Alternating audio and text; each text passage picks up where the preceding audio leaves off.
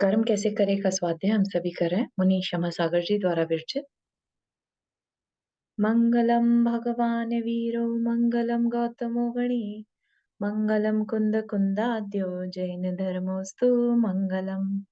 नमो हरिहंताणम नमो सिद्धाणम नमो आयर्याणम नमो उवज्जायाणम नमो लोए सवसाहुणम। पंच परमेष्ठी भगवान की जय। अगले 45 मिनट के लिए 45 मिनट्स के लिए सभी प्रकार के पापों को छोड़कर हम नमोकार मंत्र पढ़ेंगे 9 टाइम्स।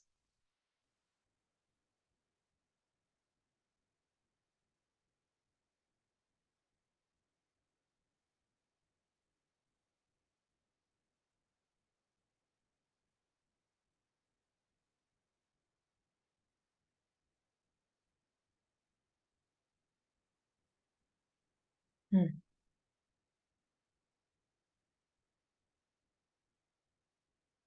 तो हम सभी का इसमें विषय चल रहा है कर्म कैसे करें। जैसा नाम से ही हमें समझ में आती है थोड़ा सा कि हमें कर्मों को करने की कुछ सलाह दी जा रही है। यहाँ पे हम कर्म कैसे, कर्म किसे कहेंगे? जो हम कार्य करते हैं, है ना, कुछ भी हम करते हैं, हम मन से विचार करते हैं, हम कुछ बोलते हैं, या हम शरीर की कोई भी क्रिया करते हैं, सभी कुछ हमारा कर्म कहलाता है। तो वो हम सब कैसे करें, उसके बारे में ये चर्चा, यहाँ पर डिस्कशन हम सीख रहे हैं। ठीक। तो सबसे पहले हमने ये सीखा था कि जो हम इन्वायरमेंट कह लीजिए, या जो हमारी आंखों से दिखाई देता है, हमारे फैमिली में ही चाहे ले लीजिए, या आपके नेबरहुड का ले लीजिए, या पूरी सिटी ले लीजिए, बड़े बड़े रिलेशनशिप्स में, है ना, there is so much diversity. सबके साथ कुछ ना कुछ घटनाएं घटती रहती हैं। तो हमारे भी कभी ना कभी मन में आता है कि ऐसा क्यों, है ना, ये इसकी लाइफ ऐसी है तो ऐसी क्यों, या मेरी लाइफ ऐसी है तो ऐसी क्यों, है ना। तो इस तरह के जो सवाल उठते हैं, उनके आंसर्स के लिए यहाँ पर ये सारी डिस्कशन होगी कि ये किसी की भी लाइफ जैसी है वैसी क्यों है। ठीक। फिर हमने ये समझा कि जो भी लाइफ में करने वाला है वो ईश्वर नहीं करता, भगवान नहीं करता, हम ही उसके रिस्पॉन्सिबल हैं, हम ही करते हैं, है ना। तो ये क्लियर हो गया था बिल्कुल अच्छे से कि भगवान हमारी लाइफ का ये नहीं कि बैठ के कोई हिसाब किताब लिख रहे हैं, आज इसने अच्छा काम किया इसको 10 पॉइंट्स मिलेंगे, आज इसने बुरा काम किया या बुरा मन में सोचा तो इसको 2 पॉइंट्स मिलेंगे। ऐसा कोई भी पर्सन कहीं पर बैठा हुआ कोई हिसाब नहीं कर रहा। तो फिर कौन कर रहा है? हिसाब तो हो रहा है, कहीं ना कुछ तो हिसाब चल रहा है ना। तो वो हिसाब कौन कर रहा है? बेसिकली हमारे खुद के एक साइंटिफिक टर्म है karma, that is different then what we understood karma कैसे करें। ठीक है ना। ये जो बंधने वाले कर्म है, इनकी नेचर डिफरेंट है कंपेयर टू जो हम दिन रात मन वचन काया से कार्य करते हैं। ठीक है। तो जो हम बांधते हैं, जो हमने बांधा, राइट, जो भी वो जिस किसी भी फॉर्म में था, राइट, वो हमारी सोल से अटैच हुआ, राइट, और वो हमारी सोल से अटैच होके हमें फल देता है। ठीक है। हमें हमारी लाइफ में जो भी अच्छी या बुरी घटनाएं हमें देखने को मिलती हैं, वो उस कर्म के फल का, कर्म के उदय का फल है। ठीक है। तो यहां तक की बात हमने समझी थी। तो ये जो बंधते हैं कर्म, उनकी थोड़ी नेचर डिफरेंट होती है कंपेयर टू जो कर्म हम करते हैं। करने से मतलब हमारे मन के विचार, हमारी वाणी और हमारा शरीर। ठीक। तो ये जो डिफरेंस है, ये हमें अच्छे से समझना होगा। ठीक है।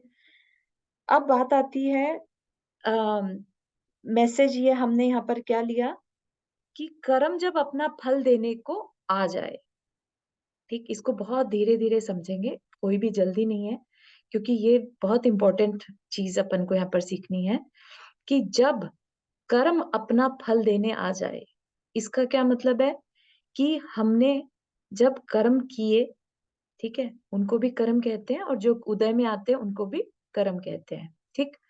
तो हमने जब बांधा, अपने मन वचन काया की क्रिया से, तो बांध लिया। अब बांधा तो खाली बांधते नहीं हम, उसके अंदर एक शक्ति रहती है, पावर रहती है उदय में आके फल देने की, जिसको कि हम फलदान शक्ति या अनुभाग शक्ति भी कहते हैं। ठीक, हर एक कर्म की अपनी एक अनुभाग शक्ति रहती है। जैसे हमारे ज्ञान पर जो आवरण डालने वाला कर्म है, उसमें हम उसके अंदर किस तरह की शक्ति है? हमारे ज्ञान को ढकने की शक्ति है। कर्म ही ढक रहा है ना? कितनी बड़ी बात है कि कोई ईश्वर बैठकर नहीं हिसाब रख रहा है, बल्कि कर्म पार्टिकल्स अपने आप में ही इस तरह का बैलेंस करके रखते हैं।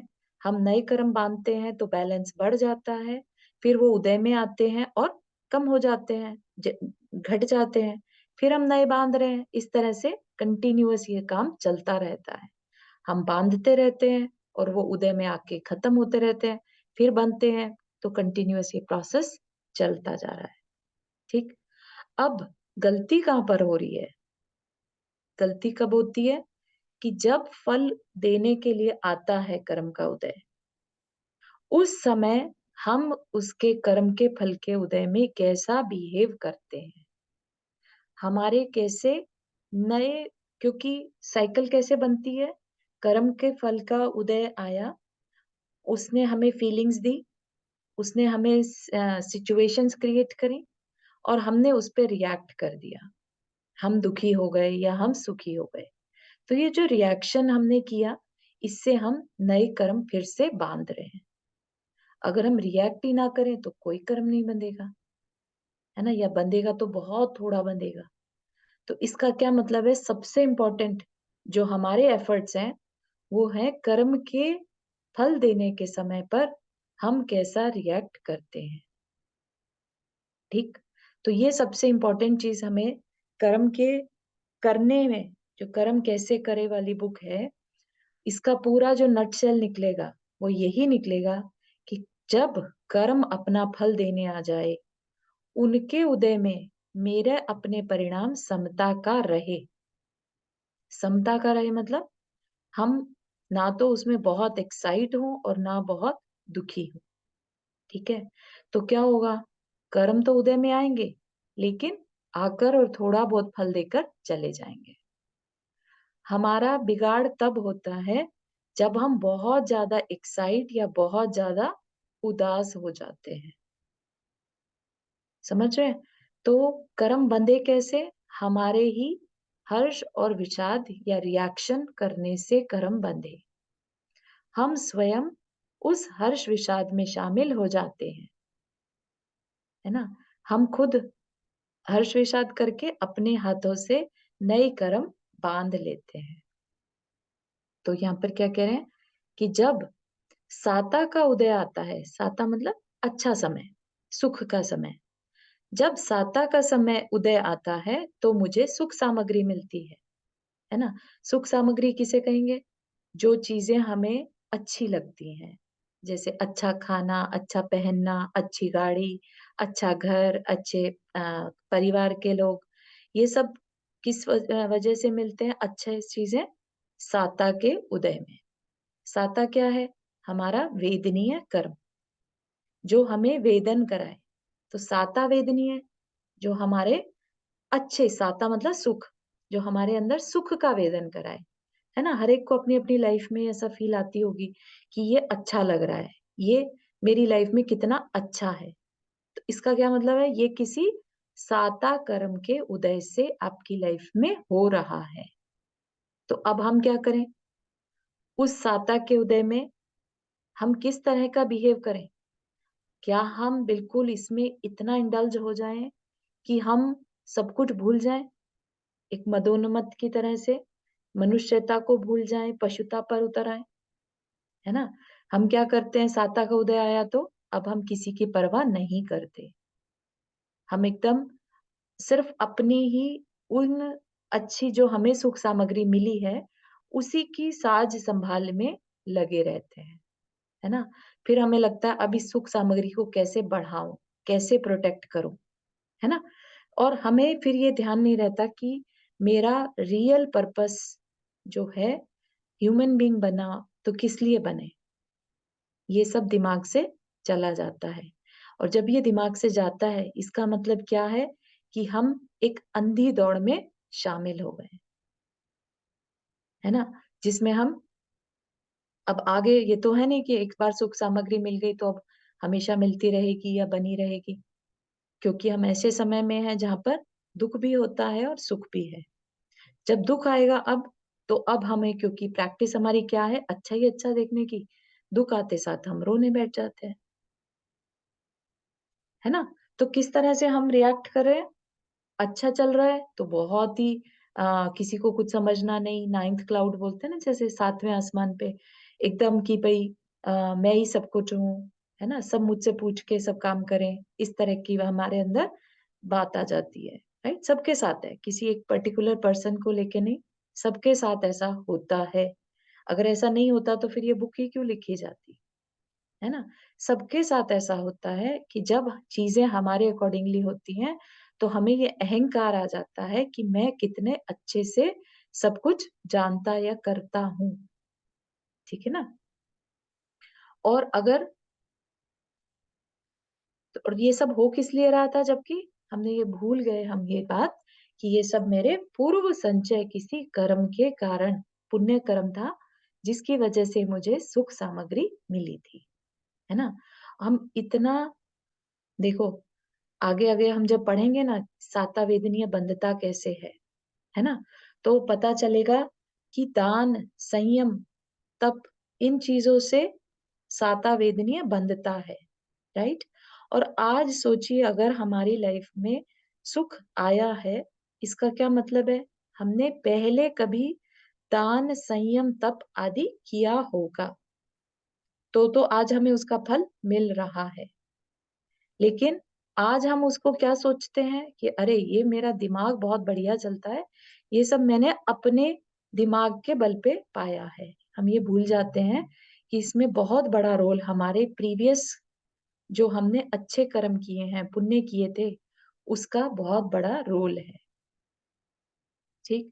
और हम क्या करते हैं इस समय पर, हम अपनी उन सारी चीज़ों को जैसे-जैसे बस हमारे अकॉर्डिंगली काम होता जा रहा है, हम जो दान, तप, पुण्य आदि चीज़ें हैं, उनको साइड में रख देते हैं, कि इनमें कौन अपने आप को परेशान करे, कौन अपनी कमाई को दान में निकाले, है ना? कौन भूखा-प्यासा रहे, इनमें इन ऐसा करने से क्या मिल जाएगा? ये सारी बातें हमें फिर फालतू की दिखाई देने लगती हैं। ये क्या है हमारा, एक तरह से हमारी अज्ञानता, है ना? जिस धार्मिक क्रिया के कारण, जिस तप, संयम, दान आदि के कारण, है ना? भूत, व्रत, अनुकंपा होता है वैसे तो, और भी अगर डिटेल में जाना चाहें, तो हमने जो कभी किसी दूसरे पर्सन पे कंपैशन किया था, उसके कल्याण के लिए दान किया था, जिसकी वजह से आज हमें ये सुख सामग्री मिल रही है, राइट? और जब हमें इस समय पर मिलती है तो हम धर्म को दरकिनार कर देते हैं। हमारा अहंकार देखो, जब हमारा किसी साता कर्म का उदय आता है, जिससे कि हमें सुख सुविधा की और भौतिक सुख सुविधा की सामग्री मिलती है, तो कैसे अहंकारी हो जाते हैं, है ना? अभी दुनिया में अपन कितने अहंकारी लोगों को देखते हैं। उनमें क्यों है अहंकार? क्योंकि उनको उनके हिसाब से समान सामग्री मिलती जा रही है। उन्हें लगता है कि ये सब उनके करने से हो रहा है, जबकि होता कैसे है? पिछले किसी कर्म के, पुण्य कर्म के कारण, उसका फल है ये। सुख सामग्री क्या है? पिछले किसी पुण्य कर्म का फल, ठीक? तो अहंकार आ जाता है अपने अंदर, ठीक है ना? और ये ही कर्म के उदय में हमारी आसक्ति है, और इसी से संसार बढ़ता है। संसार बढ़ना मतलब, संसार बढ़ने को दूसरे तरीके से अगर हम समझें, तो जब तक हमारे पास कर्म है, तब तक हम नए-नए शरीर धारण करते रहेंगे, ठीक? और नए शरीर धारण करते रहेंगे तो कहाँ करेंगे? संसार में करेंगे, है ना? सिद्धशिला पर तो, जहाँ पर सिद्ध हैं, वहाँ पर तो कोई नया कर्म रहता ही नहीं है, वहाँ पे किसी के पास कर्म नहीं है ना? तो संसार में रहकर ही हम नए कर्म बांधते हैं और नए-नए शरीरों को धारण करते हैं। इसी को संसार बढ़ाना कहते हैं, ठीक? तो इसका मतलब क्या हुआ कि कर्म के बंधने से संसार बढ़ता है, ठीक? और कर्म बंधता कैसे? हमारी अज्ञानता से। तो हमारा संसार किस लिए बढ़ रहा है? हमारी अज्ञानता के कारण। Make sense? समझ में आ रहा है यहाँ तक के? यस, बहुत अच्छा। हुँ। किसी को कोई क्वेश्चन सो फार अगर नहीं क्लियर हो रहा है तो फील फ्री टू आस्क। तो बाकियों के लिए भी अच्छा होगा अगर क्वेश्चन पूछेंगे तो। चारू जी, जब बहुत उदास होते हैं तो क्या करना चाहिए? हाँ, बहुत उदास होते हैं वह भी एक कर्म का उदय ही है ना? हमारी नौकशाएँ जिसमें कि कारण बन जाती हैं, रति अरति बोलते हैं ना? तो अरति नौकशाएँ का उदय चल रहा होता है, तब हमें अच्छा नहीं लगता कुछ भी, है ना? उदासीपना, उदास फ़ील करते हैं, तो हम बेसिकली अपने आप को भूल जाते हैं। है ना? हमारे अकॉर्डिंगली चीज़ें नहीं हो रही हैं, इसलिए हम उदास फ़ील करते हैं, कि ये क्या हो रहा है? ये नेगेटिव क्यों हो रहा है ना? तो हमें या हाँ, थोड़ी-सी घबराहट भी होती है और हमें लगता है कि अरे! अब कैसे काम चलेगा? है ना? मोस्टली जो फ्रेंड्स के साथ होता है ना, ऐसे हो जाता है। हाँ, कोई नाराज़ हो गया, तो अनिष्ट संयोग बोलते हैं इसको, हुँ, है हुँ, ना? हुँ। कि अनिष्ट संयोग हो गया। अनिष्ट क्या हुआ हुँ, कि हमारा जो फ्रेंड था, जिसके साथ हमने जैसा बिहेवियर एक्सपेक्ट किया था, नहीं हुआ, नहीं है ना? हुआ। तो अब या हमें उल्टा अर्थ निकाल देते हैं और बात करना छोड़ देते कभी-कभी, ऐसा हो हाँ, जाता हाँ, है ना? तो या फिर इष्ट वियोग हो गया कि हमारा फ्रेंड हमसे बात करना बंद कर है। दिया, हुँ, ठीक है ना? कोई भी कारण हो सकता है, बात है दुःख मानने की, या है ना? तो अब दुःख हो रहा है तो क्या करें? दुःख मा हो रहा है और अगर हम उसमें दुखी होते हैं, तो हम अपने लिए नए दुःख का बंदोबस्त करते हैं, ठीक है? तो यहाँ तक की बात अगर समझ में आती है, तो फिर हमें उसके अ, हम दुखी ना रहें उसके लिए उपाय करने होंगे, है ना? हम अ, अंदर ही अंदर अपने जो रियल सोल है, उसका ध्यान कर सकते हैं कि भई साथ तो कुछ भी नहीं जाना, ना वो फ्रेंड या ने साथ जाना है ना? राइट, वही समझाती हूँ, यस, या। हाँ, हुँ, है ना? हुँ, तो वो साथ नहीं जाने वाले और जो अभी आज अनिष्ट संयोग होता है, वो भी कर्म के उदय से होता हुँ, है ना? हुँ, तो इसका मतलब क्या है कि हम अपने परिणामों को सँभाले रहें। हम अपनी तरफ से किसी के बारे में गलत भावना ना पाएँ, है ना? हाँ, भले ही हाँ, आज हमसे कोई नाराज़ है, अननेसेसरी हमारे बारे में गलत सोच के, हाँ, लेकिन हम बराबर, उसके बारे में गलत भावना ना रखें, क्योंकि जब ये कर्म का उदय खत्म होगा, है ना? अपने आप ऐसा तो है नहीं कि या हमेशा कर्म का उदय बना रहेगा। नहीं, हमारे कभी कोई भी अच्छे कर्म का उदय भी आएगा, तो या फिर वो अपने आप उसकी गलतफ़हमी दूर हो दूर जाए, हो जाएगी, हाँ, है ना? तो हाँ, इसलिए जब तक ये कर्म चल रहा है और आप उदास फ़ील कर रहे हैं, उस उदासी को दूर करने के लिए अपने मन को अ, ऑक्यूपाई करें अच्छी चीज़ों में। चिंतन करना चाहिए अपने चिंतन, या हाँ, 12 भावनाओं का चिंतन कर हमारा सकते हैं। हाँ, है ना? और भी हाँ, जितने भी अपने को बातें बताई हैं, धर्म ध्यान के हुँ, लिए 4 हुँ, उपाय बताए हैं, जो कि अपन इसी क्लास में अगर कंटिन्यू करते हैं, तो और हाँ, भी बहुत सारी चीज़ें सीखेंगे, या है ना? हाँ, अब ज्ञान विजय, अपाय विजय उसके लिए बोल रही है ना? हाँ जी, हाँ जी। ओके। धर्म ध्यान के बीच में हाँ, जो हाँ, है ना, चारों है उस ना? वो करने से हम बहुत अपने आप को कंट्रोल कर हाँ, पाते हैं। हुँ। ओके। तो कर्म के उदय में जो मेरी आसक्ति है, उसके कारण मेरा संसार बढ़ा। कर्म के उदय ने हमारा कुछ भी नहीं किया। हमारा अपना पुरुषार्थ। आप चाहते तो अपने उस सुख साता के उदय के समय में सारी भौतिक सामग्री मतलब सुख की सामग्री, है ना? अच्छा घर, अच्छी गाड़ी, अच्छा परिवार, उन सबको एक तरफ रख के धर्म ध्यान कर सकते थे। लेकिन हमारी चॉइस कि उस भौतिक सुख सामग्री में मदोन्मत्त होकर हम घूम रहे हैं। ना धर्म की चिंता है, ना मनुष्यता की फिक्र। जैसा आचरण होगा पशुवत, सुबह से शाम तक क्या करते हैं पशु? पशु क्या करते हैं? मुँह मारते हैं, राइट? जब देखा तब खा रहे हैं, है ना? उनका और धर्म ध्यान से कोई मतलब नहीं रहता ना पशुओं का, कोई टाइम लिमिट नहीं रहती किसी चीज़ की, कि इतने बजे ये करना, इतने बजे ये करना, उनका जब मन आता है वो करते हैं, राइट? तो जब भी ह्यूमन बीइंग और एनिमल किंगडम की बात आती है, पशुओं की बात आती है, तो हम अगर अपना आचरण पशुओं की तरह रखेंगे, तो आपको समझता है कि हम आगे चल के अपने लिए क्या व्यवस्था कर रहे हैं? और अगर हम अपने तप, संयम, दान, तो संयम क्या है बेसिकली? Discipline life. अगर हम अपने लाइफ को डिसिप्लिन में डाल रहे हैं, तो हम अपने लिए सुख की सामग्री ही फ्यूचर के लिए इकट्ठी कर रहे हैं। और अगर हम इनडिसिप्लिन लाइफ एक पशु की तरह से जो मर्जी आए, जब आए तब करना, है ना? ये काम तो सिर्फ पशुओं का ही होता है कि जिनको सिर्फ खाने की फ़िक्र होती है, जिनको सोने की फ़िक्र होती है और जिनको भोग विलास की पूर्ति की फ़िक्र होती है। तो यहाँ पर महाराज जी किसके साथ हमें कंपेयर कर रहे हैं? अगर हम ऐसे हैं, जिन्हें सिर्फ सोना, खाना और घूमना-फिरना, ये 3 चीज़ों में इंटरेस्ट रहता है, तो क्या समझना कि हमने अपने इस कर्म के उचित यानी मान। हाँ, पुण्य कर्म के उदय में अपने को जो सुख मिला था, उस सुख का हमने मिसयूज़ किया। फिर हम आगे के लिए तैयार रहें, उसके फल भोगने के लिए। फिर क्यों हम ये कहते हैं कि मेरे कर्मों के उदय ने मुझे और मुश्किल में डाल रखा है? कर्म का उदय हमें मुश्किल में नहीं डालता। कर्म के उदय में हम कैसा बिहेव करते हैं, वो हमारे लिए ज़्यादा मुश्किल है ना? कर्म के उदय ने सुख सामग्री दी, है ना?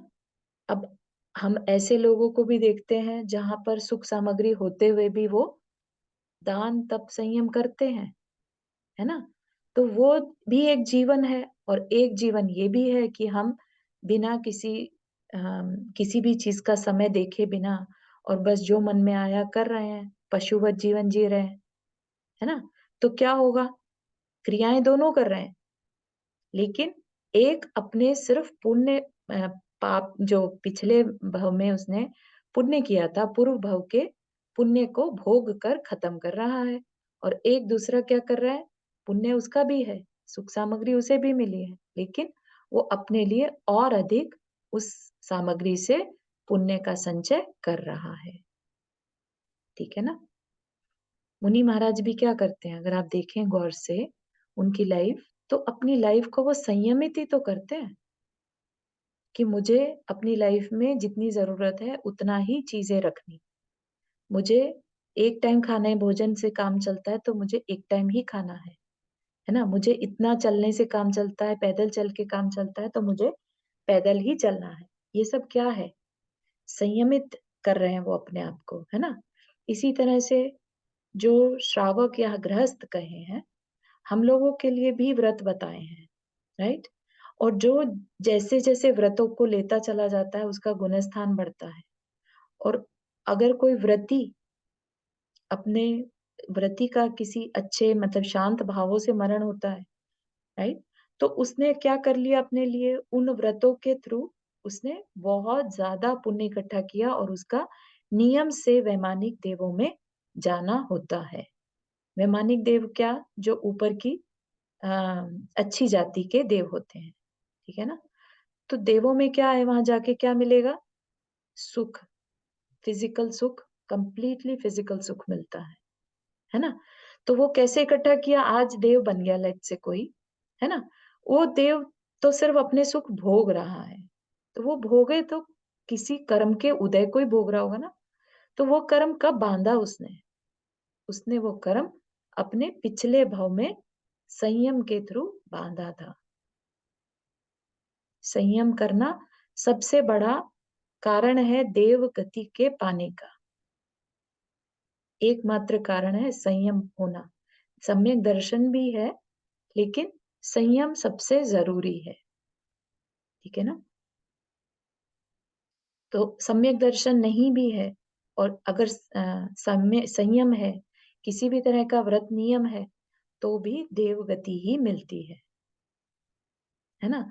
तो कितना सिंपल है लेकिन ये साइंस को हमें समझना होगा, है ना? हमें इस साइंस को समझना होगा। जितना हम अपनी लाइफ को डिसिप्लिन करते हैं, उतना ही हम अपने लिए सुख का इंतज़ाम फ्यूचर के लिए कर रहे हैं। और जितना हम इस सुख सामग्री का मिसयूज़ करेंगे, राइट? गाड़ी मिली है आपको, आप मंदिर भी जा सकते हैं, और गाड़ी मिली है, आप मस्ती भी मारने के लिए जा सकते हैं, राइट? ये चॉइस या इसका सदुपयोग करना सुख सामग्री का कि दुरुपयोग करना, ये हमारी चॉइस है।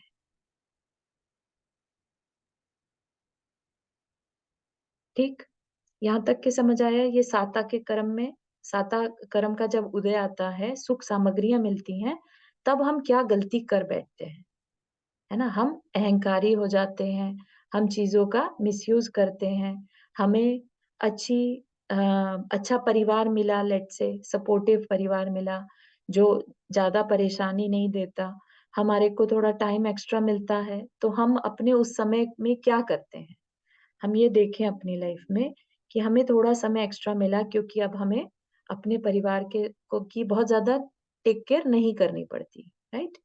तो उस समय का सदुपयोग हम करते हैं, या हम उसको सिर्फ अ, कुछ लोग जैसे टीवी देखने में या कुछ एक्स्ट्रा सोशल मीडिया यूज़ करने में लगा देते हैं, राइट?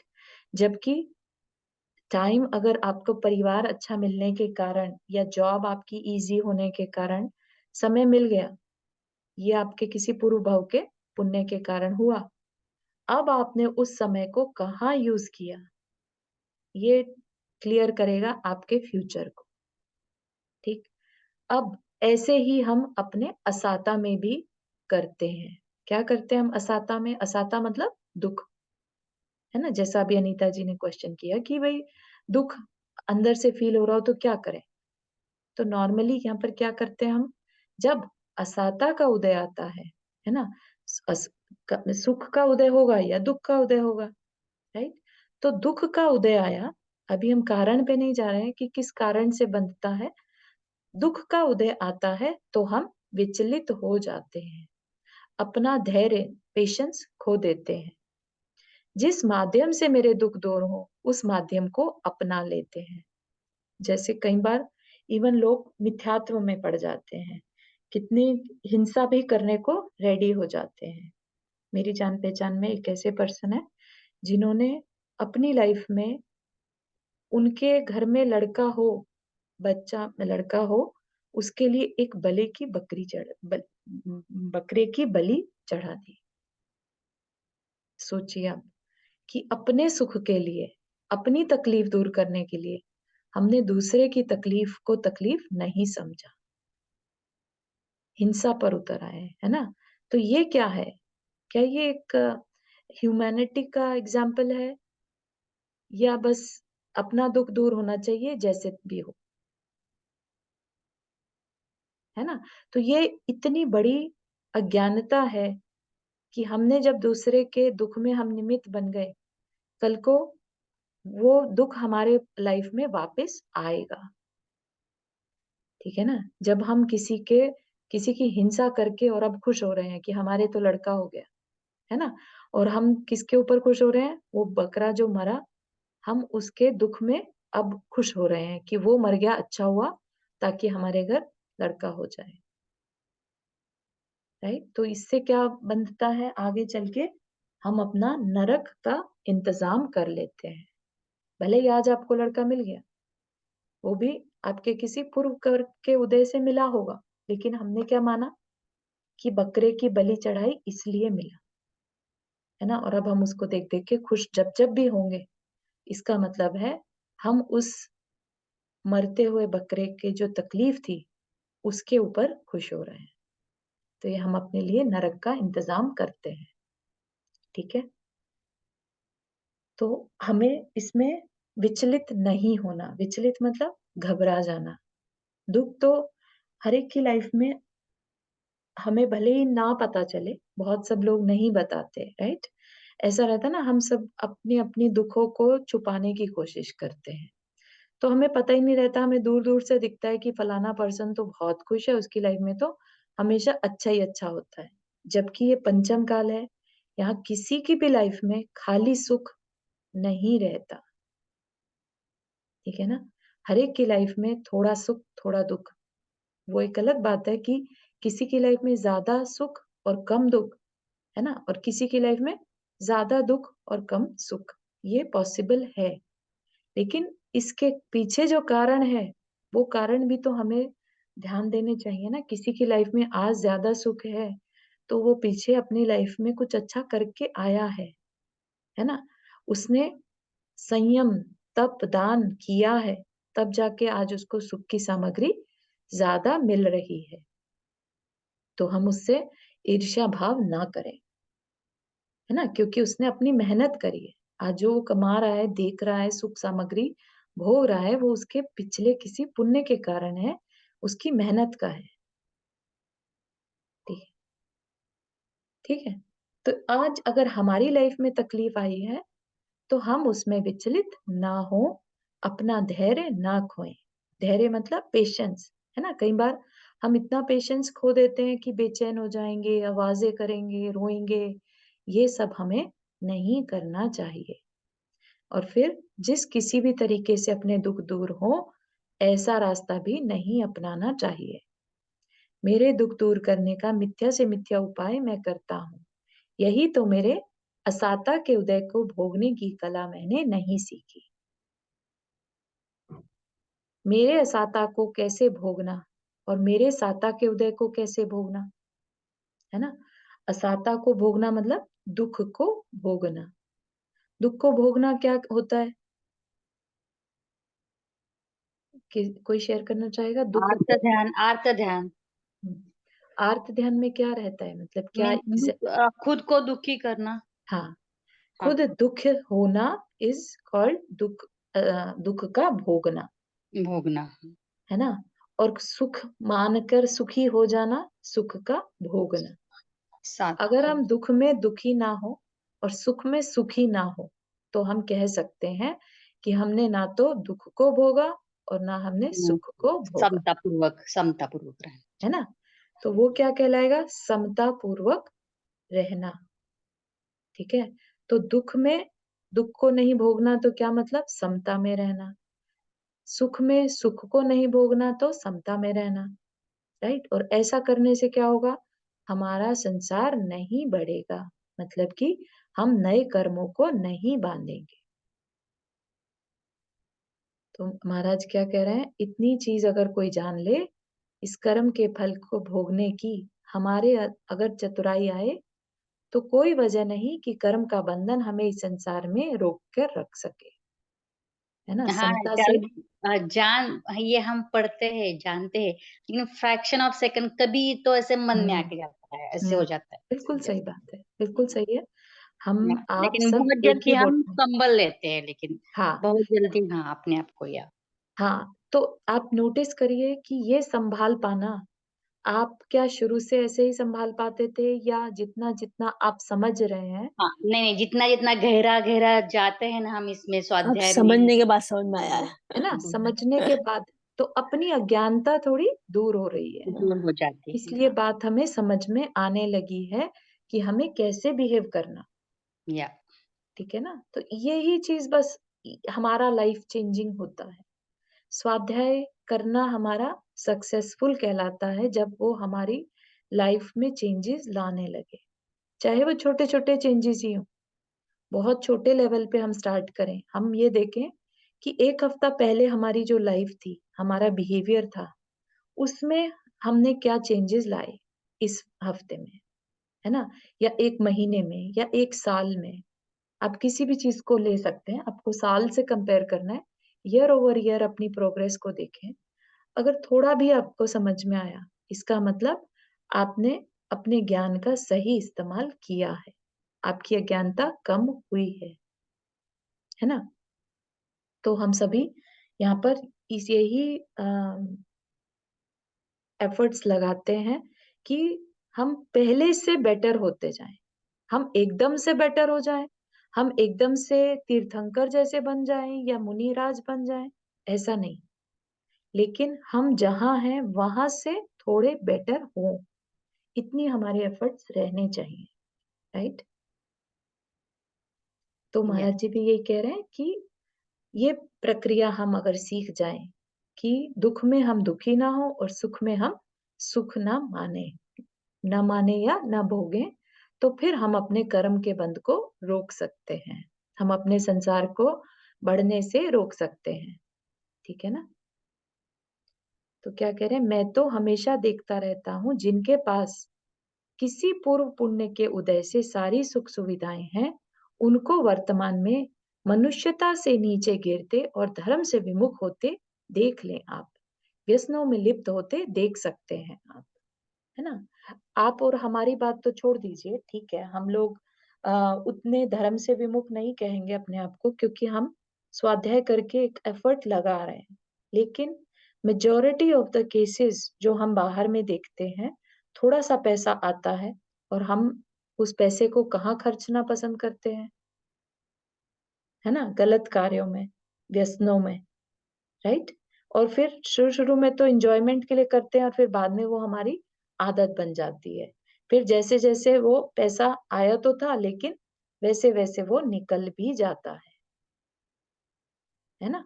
तो ये अम, अपने साता के उदय में, साता मतलब सुख के उदय में सत्ता और ऐश्वर्य व्यक्ति को जितना पतित करती है, इतनी और कोई चीज़ पतित नहीं कर सकती। जबकि ऐश्वर्य मिला कैसे था? मेरे किसी पूर्व संचित पुण्य का उदय। और पुण्य के उदय को मैं भुना कैसे रहा हूँ? भुना मतलब भोगना। अब मैं उसका यूज़ कैसे कर रहा हूँ? ठीक है ना? और अपनी बुरा असाता के उदय में हम क्या कर लेते हैं? गलती क्या करते हैं? अपने कर्म के फल को दूसरे पर डाल देता हूँ। शिकायत करके बुराई मोल लेता हूँ। तो इसको थोड़ा-सा समझते हैं। कैसे? अपने असाता के उदय में अपने कर्मों के फल को दूसरे पर डाल देता हूँ। कर्म का फल हर एक की लाइफ का अपना-अपना है, ठीक है? जैसे अम, 2 लोग को एक जैसी चोट भी लगेगी, राइट? तो उनको जो दर्द का लेवल है, दोनों को अलग-अलग हो सकता है, भले ही चोट एक जैसी हो, क्योंकि दोनों के सहने की शक्ति अलग-अलग है ना? 2 लोग उपवास करते हैं, दोनों का एक्सपीरियंस अलग-अलग हो सकता है। हो सकता है एक को बहुत वेदना हो उपवास में और एक को बिल्कुल भी ना हो, ठीक है ना? तो हमारे जो भी हमारे साथ घटनाएँ घटती हैं, इसका मतलब क्या है? वो हमारे कर्म का उदय है। अगर एक परिवार में 4 लोग हैं और चारों को एक ही घटना से डिफरेंट डिफरेंट फीलिंग आ रही है, इसका क्या मतलब है? कि चारों के कर्म का उदय अलग-अलग चल रहा था। और जिसका जैसा कर्म का उदय चल रहा था, उसको वैसी ही फीलिंग आएगी।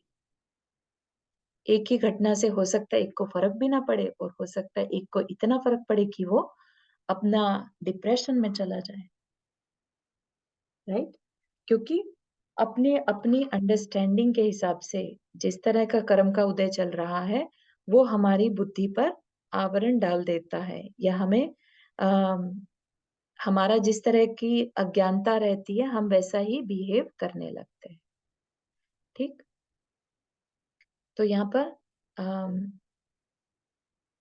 क्या सीखा हमने कि दूसरे पर अ, हम दूसरे के ऊपर इसका ब्लेम ना डालें, क्योंकि हमारी लाइफ में अगर कुछ हो रहा है जिससे हमें तकलीफ है, राइट? हमें किसी ने कुछ कह दिया, तो हम उसका ब्लेम दूसरे पर ना डालें। ऐसा करना क्या होगा, अगर हम डालते हैं तो क्या होगा? इसका मतलब ये है कि हम रिएक्ट कर रहे हैं। जबकि असाता कर्म का उदय किसका है? हमारा अगर उदय है, हमारा कोई काम बिगड़ गया, इसका मतलब हम हमारा असाता का उदय है, हमने कुछ ऐसा किया था, जिसकी वजह से हमारा काम बिगड़ा। दूसरा सिर्फ उसमें निमित्त बना है, हम उस पे इल्ज़ाम ना लगाएँ। या फिर शिकायत करके बुराइयाँ मोल लेता हूँ, है ना? हम कमियाँ निकालेंगे, उसकी वजह से हो गया, उसने ऐसा कर दिया, है ना? तो क्या होगा? एक तरह से हम दूसरे में कमियाँ निकाल के दूसरे को बुरा बना के हम अपना रिलेशनशिप ही खराब कर रहे हैं, है ना? एक नया बैर विरोध जो है अपने जीवन में वर्तमान में बना करके जीता हूँ, चाहे जिसको दोषी ठहराता हूँ।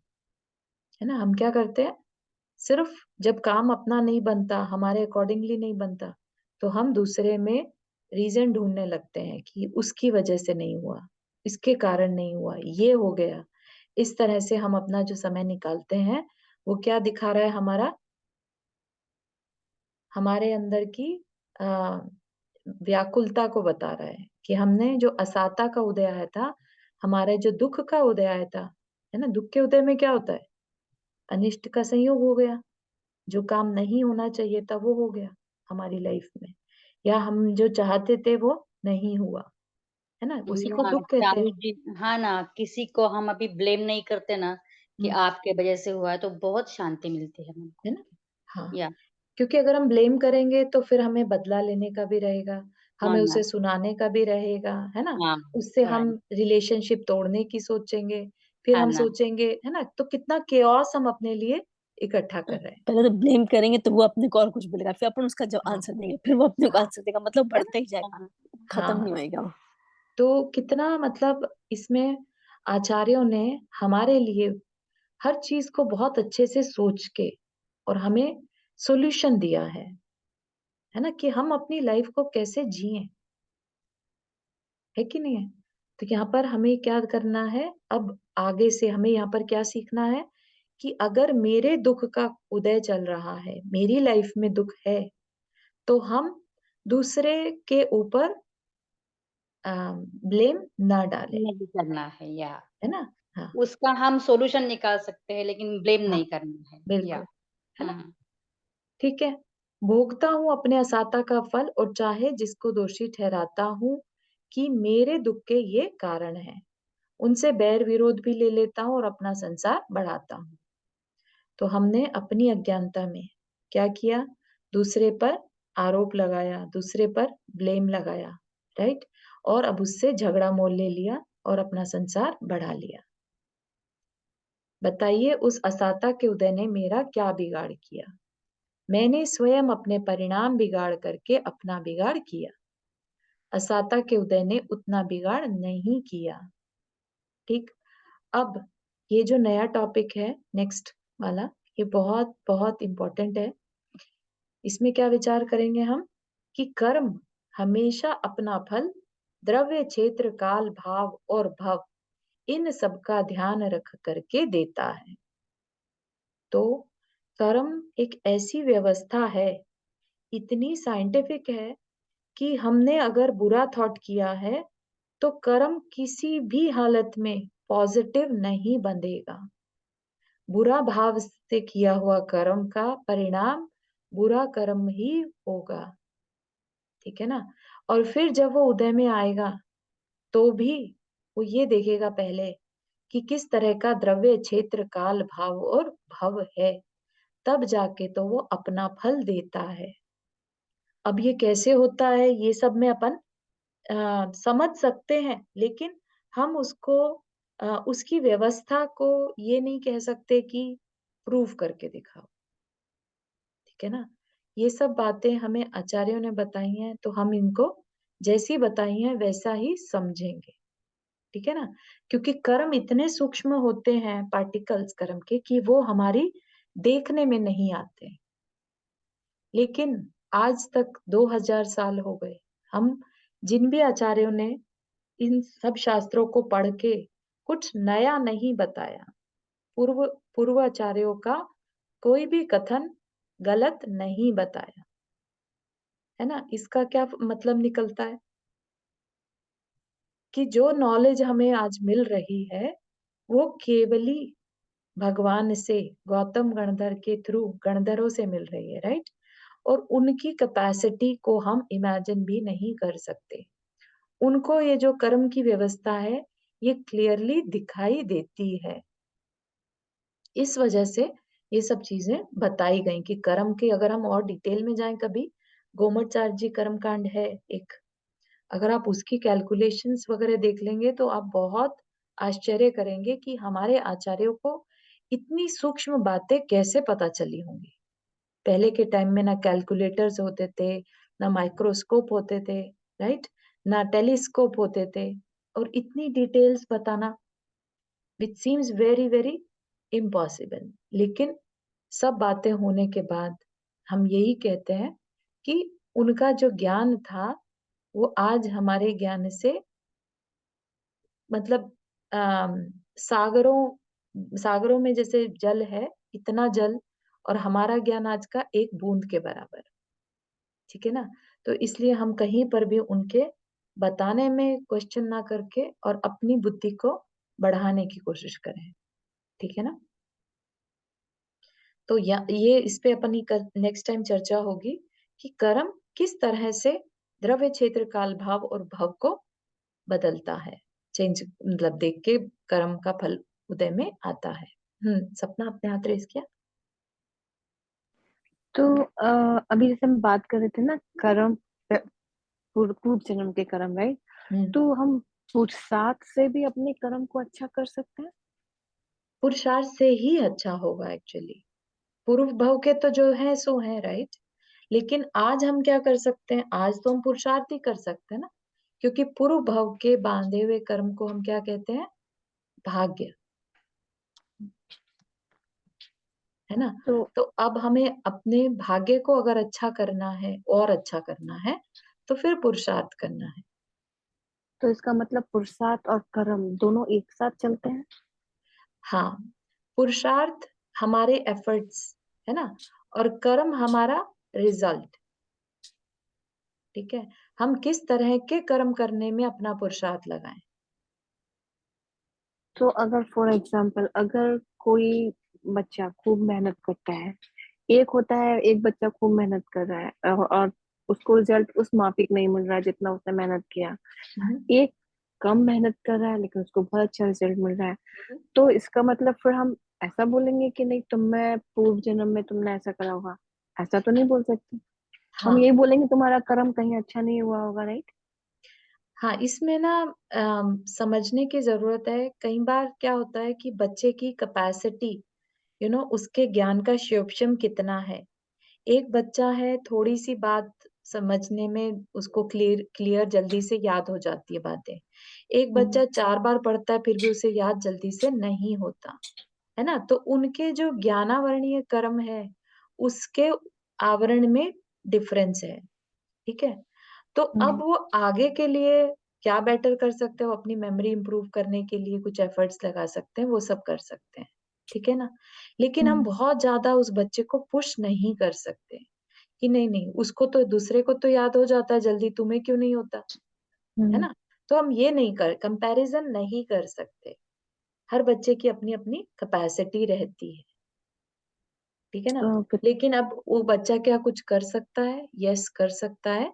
वो जितना पॉसिबल है अपने एफर्ट्स तो लगाएगा ही कि उसको बात 4 बार में याद नहीं होती, हो सकता है 5वीं बार में याद हो जाए, ठीक हम्म। है ना?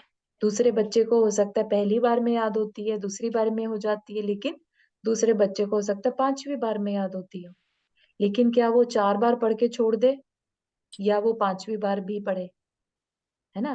तो अगर उसको लगता है कि नहीं, एटलीस्ट 5वीं बार में ही सही, बात तो याद हो रही है ना, हम्म। है ना? तो उसको आज एक्स्ट्रा एफर्ट लगाने पड़ रहे हैं, दूसरे बच्चे ने पहले कभी लगा लिए होंगे।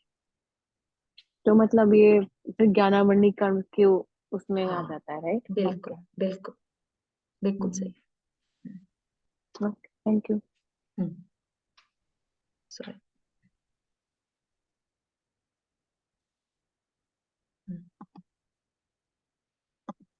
ठीक है, तो यहीं तक रखते हैं, अपना समय हो गया। जिनवानी स्तुति, और किसी को कोई क्वेश्चन?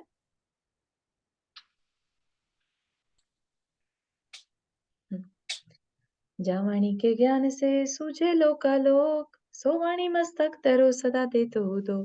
हे जिनवाणी भारती तो ही जपो दिन रैन, जो तेरा शरणा गए सो पावे सुख चैन। 9 पढ़ना मुकर में।